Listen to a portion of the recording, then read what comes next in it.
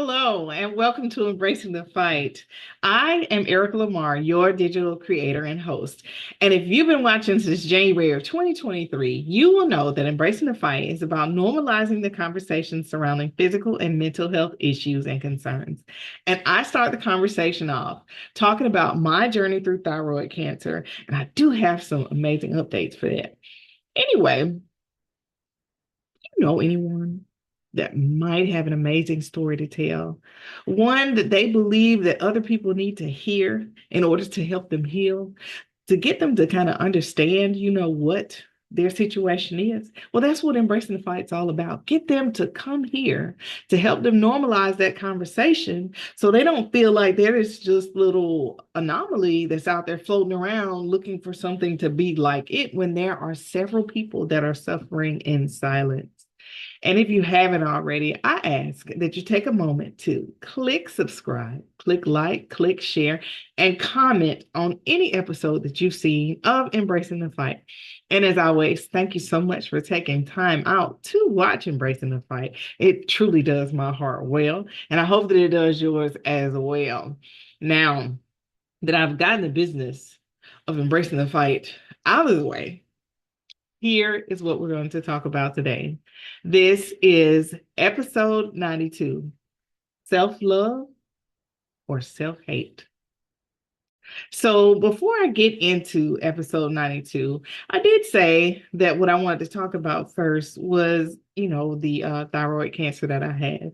And I may have mentioned it, in a previous episode, but I just wanted to really focus on it today because I had a lot of people, asking lately, how's it going? How's it going? I'm like, don't watch my podcast. And most of them, give a resounding yes. So I'll just go ahead and review now. And thank you all again, like I said, for watching.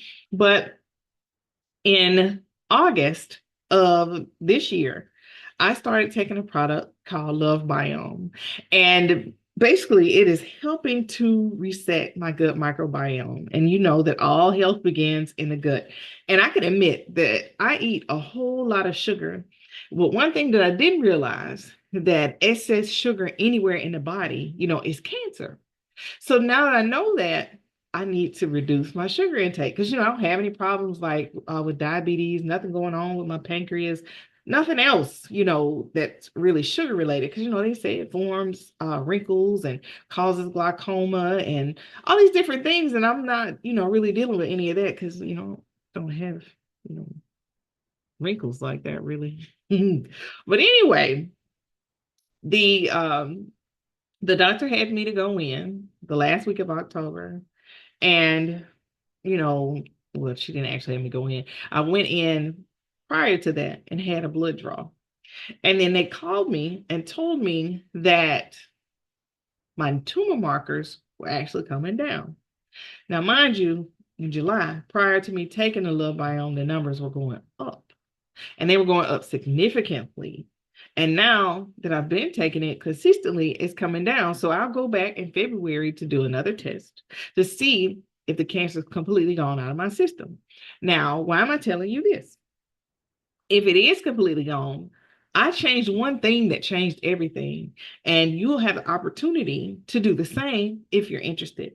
I am a merchant now for LOVEBIOME because it did such an amazing job for me, some of my friends, and my family. Because once I heard the good news, I knew it was time for me to share. It's one of those things where if something great is happening in your life, it's important to share it with the people you love and the people you know, because you want them to have the same, great thing to happen, right? You don't want them, sitting out there in an abyss hoping for, something better or something greater to come along.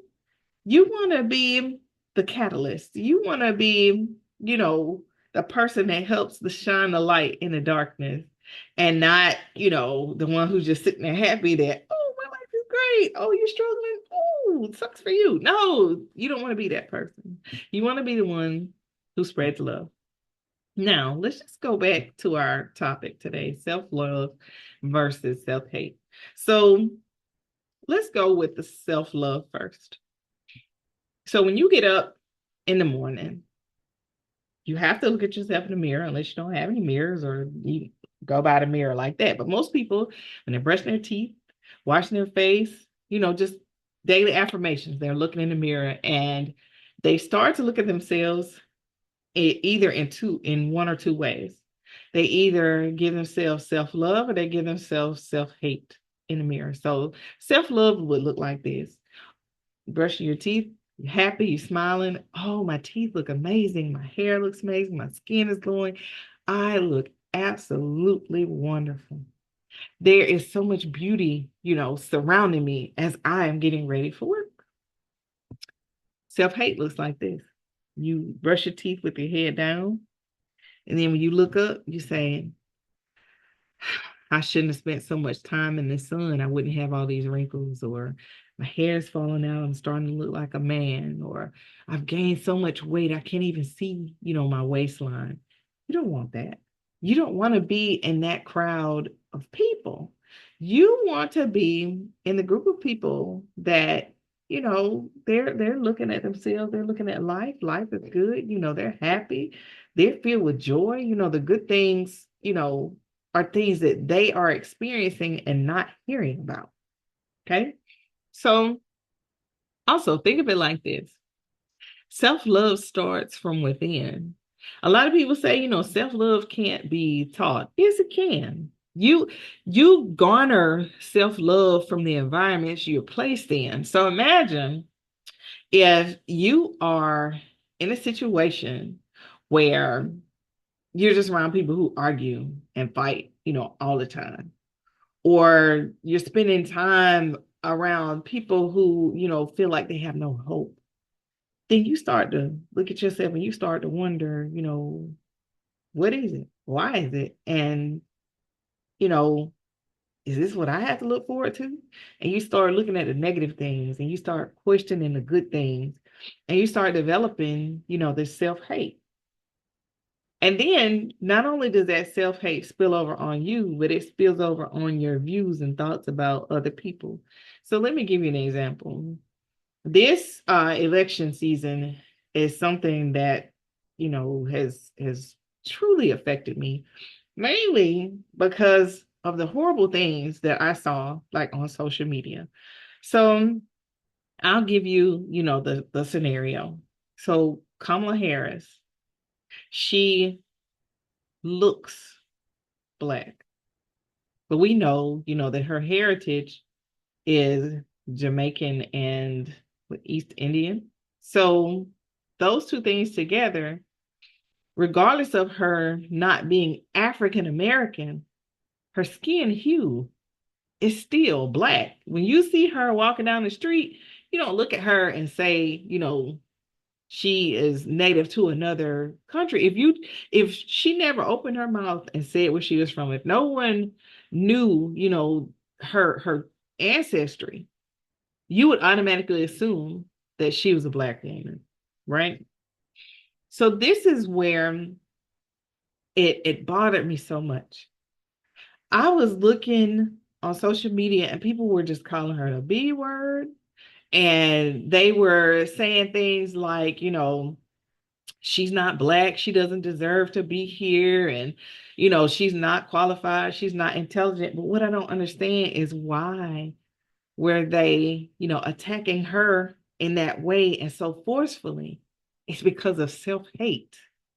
Because the majority of these people that were doing this are people that look like me.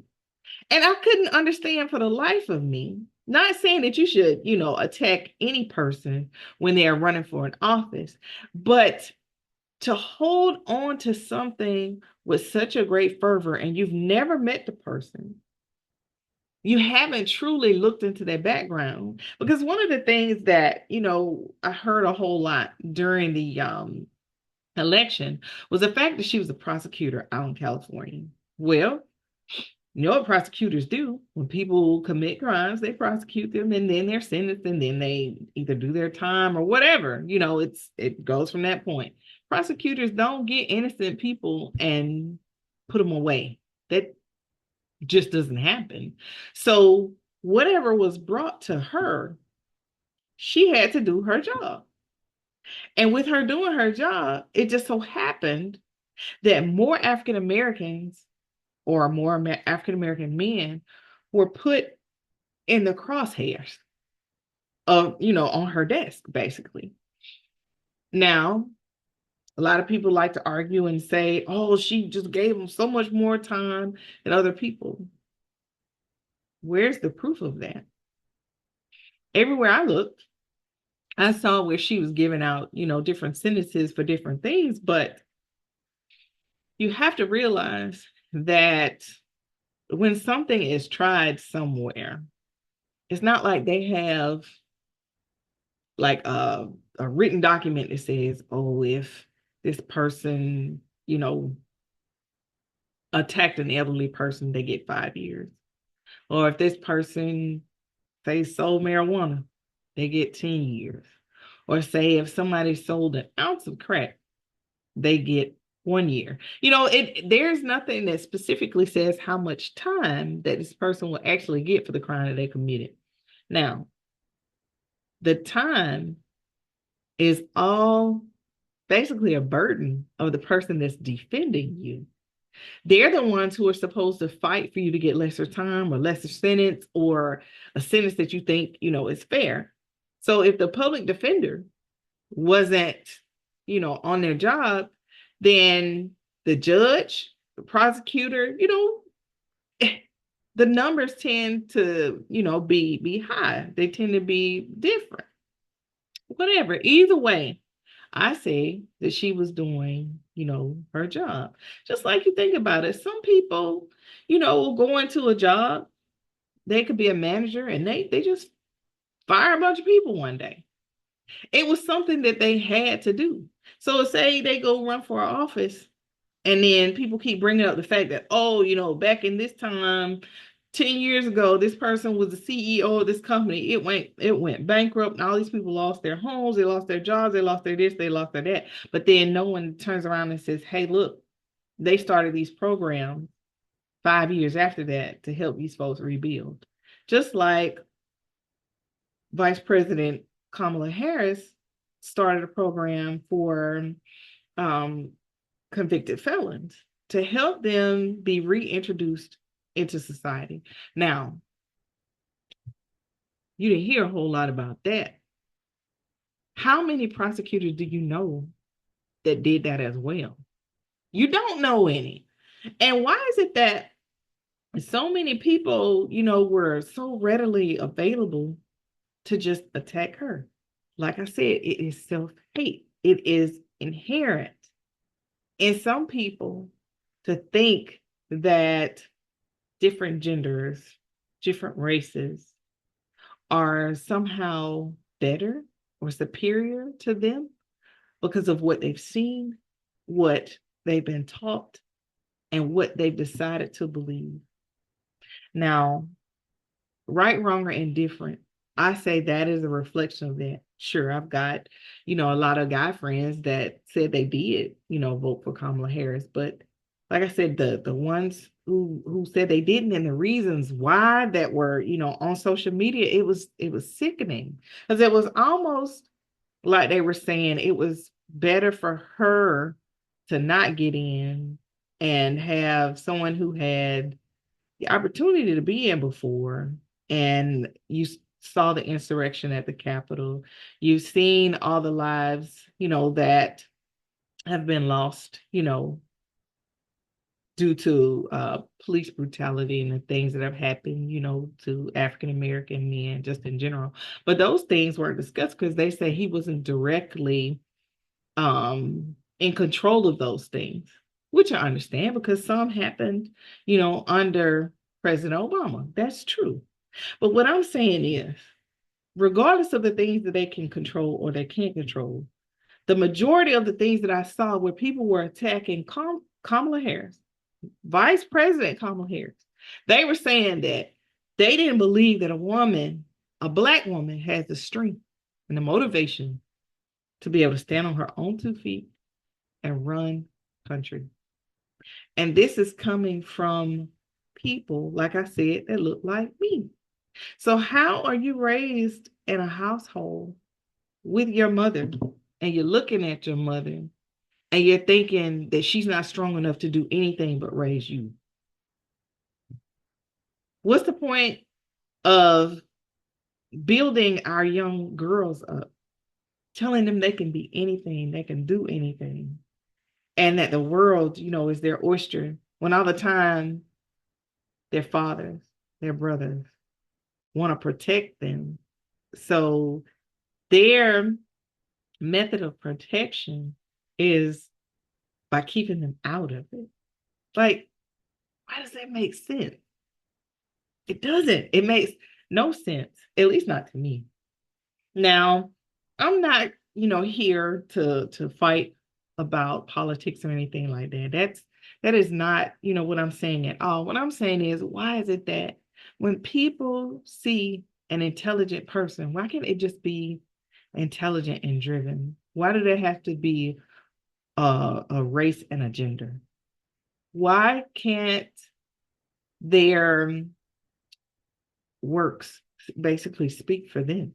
Their resume is filled with things. And why are people constantly looking and saying, this is the weaker gender, and this is not, going to work out. This is not going to work well.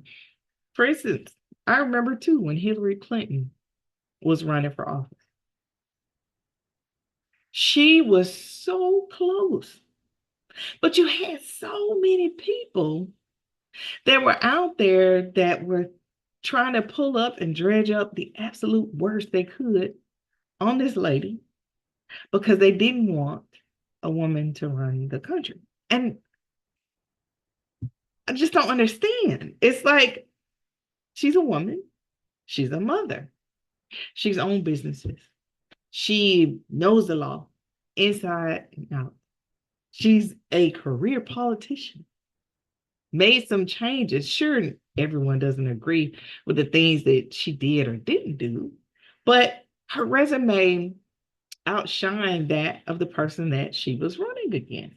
But again, she's a lady. People weren't getting behind that. And it was like, maybe it's something I'm missing. And it's like this age-old mentality that women just need to be seen and not heard. Because the thing that drove me nuts the most on social media, there was a guy that kept saying that the reason that she can't be elected is because it says it in the Bible. And in the Bible, I was like, are they talking about the fact that they're saying the man is the head of the household? And the whole time they're throwing all these things in about the Bible, it was like, there's a clear separation between church and state. Why are you trying to, mash these things together? Never said that a woman couldn't lead a nation. Look at Queen Esther. I just didn't understand it. I just don't, I just don't understand it. And it was like, there were so many people that were just jumping on that bandwagon saying, oh no, she's just supposed to be at home and do what her husband says do. And she's supposed to lead, her family, her kids. When did we get back to that thought process? It's that self-hate thing. Because you don't feel like whatever or whoever raised you and embedded whatever they, embedded in you. What made you hate change so much? What made you not want to see, what could potentially happen? And then something else, people, it drives me up the wall when I hear it. If you understand, some things about politics, you know that the president that's leaving has made many changes while they're in office that don't take effect until the next term. So when you start seeing prices dropping and you start seeing stocks raise and things like that, it's because of the incumbent, not the new person. But the new person, if they're smart, make it seem like they did it. They're gonna, tout all the good things and say, oh, look, I made gas prices go down, unemployment went down. All these things happened under my tenure. But the ones who are politically savvy know that this is not the case. This is not possible. That's why it's always good to have, two consecutive terms, because you can see what it was like when they first got there. And then you could see what it was like when they're leaving, because the things that they did in their first term, you'll see them in effect in the second term. But a lot of folks just ignore that too. And they're like, oh no, they were just lucky or this happened. That is not how politics works. Spend some time, trying to understand how it works. Let me get off that soapbox. Let me go back to self-love versus self-hate. So some people don't even realize that they start to hate themselves. Like, let me give you an example. Sure, you can look at my hair and tell that I have embraced the natural texture of my hair. Now, I was never one of those people who hated the texture of my hair or anything like that. But I did work in places, or I tried to interview with places, many years ago. And they didn't even look at me as a serious contender if my hair was like this. My hair had to be straight. But when I wore my hair straight, it didn't make me change how I felt about myself. It didn't make me go out and spend, thousands of dollars on straight hair to wear in my head just to make someone accept me. That's why, it's a great thing, a beautiful thing to be an entrepreneur, because you can dance to the beat of your own drum. You don't have to worry about people judging you based off the way you look, because if you start worrying about that, that's what impacts how you feel about yourself.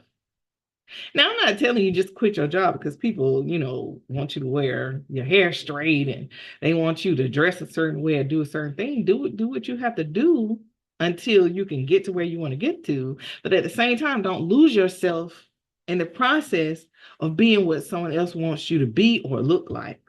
Hold on to your roots. Hold on to who you are. Love who you are.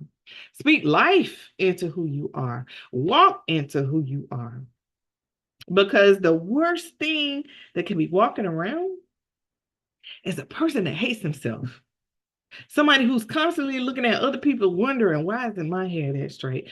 Why isn't my skin lighter? Or why am I overweight?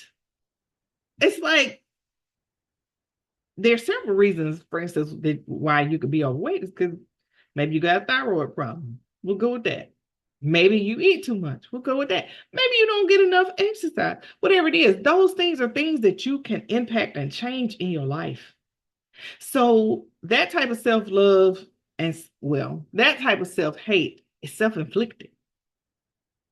Anything that you can physically change about yourself and you don't, it's because you hate yourself and you don't love yourself enough to get to where you want to be. Now, I'm not talking about these folks who saying, oh, you know what, I'm 20 pounds over and he just gonna have to take all these roles and this, fat or whatever and love me anyway. I'm not talking about those folks. I'm talking about the people who have gotten to a point where they can barely move because they don't think they see any other way out, because they don't love themselves enough to want to fight for their health. And some people will say, oh, well, it's depression. What do you think depression comes from? Depression comes from the environments you're in that impacts how you feel about yourself. So I'm not, saying that all people that are like grossly overweight are that way because, they're in a horrible environment or whatever. Sometimes it's just about choices. But if you loved yourself, you would not sit there and stuff yourself with 15,000 calories every day and lay in the bed. No way. I don't care, what you say. There's no way you would do that to yourself if you loved yourself. There's something deep rooted in you that says, you know what, I hate me. And that should be. You should love you. So what I think A lot of it stems from the fact that people don't believe that there is an internal turmoil that people have when it comes to self-love and self-hate. They don't realize that this goes on, inside every day, whether it's something they see on a commercial and makes them think, well, why can't I do that? Or why don't I have that? Or why do I look this way? Or why do I feel this way? Or it's because of something that someone said to you about your appearance or about your performance or something that makes you feel some type of way. And those two things alone, people just, they just brush them off, but they keep feeling it. So they don't seek mental health counseling.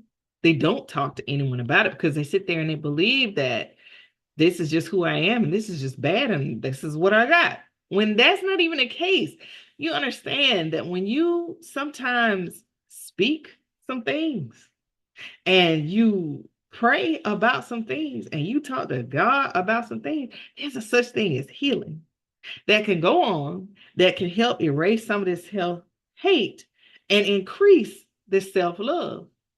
Now, I'm not talking about, being so crazy about yourself that people think you're a narcissist or anything like that. I mean, that's, you know, there's balance.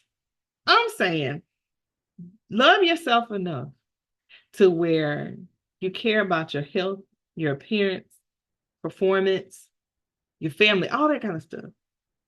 Love yourself just that much. Look in the mirror every morning and say, you know what? You're amazing. You are beautiful. You are smart. You are all the things that your ancestors dreamed of. Now go out there and do it.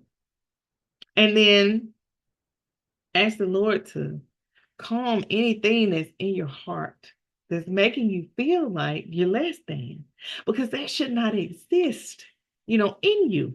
You are beautiful. You are smart. You are kind. You are the hope for your family. You have purpose. You have dreams. You are the one.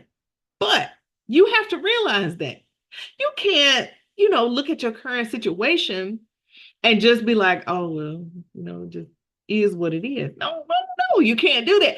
Just imagine how many people who are like millionaires now, billionaires even, that fell down multiple times, that had those hard conversations with themselves, concerning, their love for themselves, their intelligence, their strengths, their weaknesses, all those things. Imagine if they had just laid down and said, no, I ain't gonna do this. I just hate me. I don't look like the part. I don't act the part. I'm not gonna get the opportunity. That's you doing that to you. That's not anybody doing this to you, because when one door closes, another one will open. You just have to keep opening doors. Because look at Oprah. You think the very first station that she went to, they said, oh, yeah, come on in.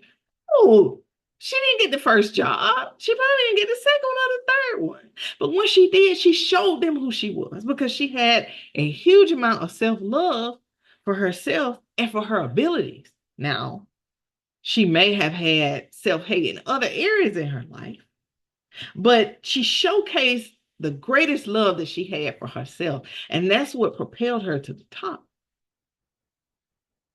You can be the same way, because these millionaires, billionaires put their pants on just like you do, one leg, one foot at a time. Now, if they got some little contraption where they jump off the bed and jump into the pants, you could try it, but the majority of them, one at a time. And then they take the steps, they go out, they take the action, they do the things, and their self-love grows for themselves. It grows so much that some people will sit there and look at them and be like, how in the world is this person doing all this stuff, saying all these things, and they are terrible. They're not good people. You feel like that on the outside, but that person has loved themselves so much that they place the force field around them. No matter what you say or think about them, they don't care. They're going to keep doing what it is they do to get where they want to go, and they're going to be what it is they want to be. Stop hating on those folks and start loving yourself more so you can get to that place as well. I'm not saying walk on anybody to get there. I'm saying love on yourself to pull yourself up and past all the things that you don't believe in, because self-love and self-hate cannot exist in the same environment if you want it to prosper. Now, let me get off my soapbox, y'all. Get out there, hug somebody. Man, if you need to, go in the bathroom or hey, hug yourself. Just wrap your arms around yourself, squeeze tight, close your eyes, tell yourself how amazing and wonderful you are, regardless of what's going on. Speaking positive things out loud is what can change the atmosphere. Taking positive steps, even though they might seem like minute right now, that thing can grow into something amazing if you just have patience and the right amount of self-love. Try it. Try it. What can it possibly hurt? Rather than sitting in a corner, hating things about yourself and not doing anything about it. It's the worst disservice that you can do to yourself. Take some time out to offer yourself some self-love. Be your greatest audience. Be your greatest cheerleader. You don't have to seek acceptance from others when you know the greatness that you have within. Do that for me, please. Thank you so much for taking time out of your busy day to watch this episode of Embracing the Fight.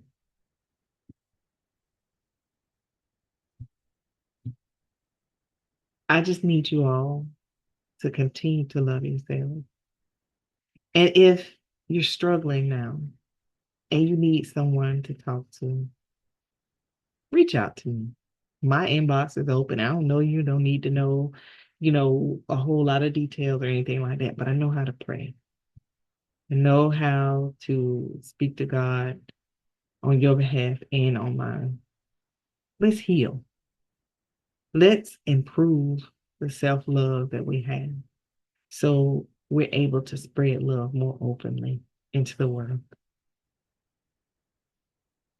Y'all have an absolutely amazing, amazing day.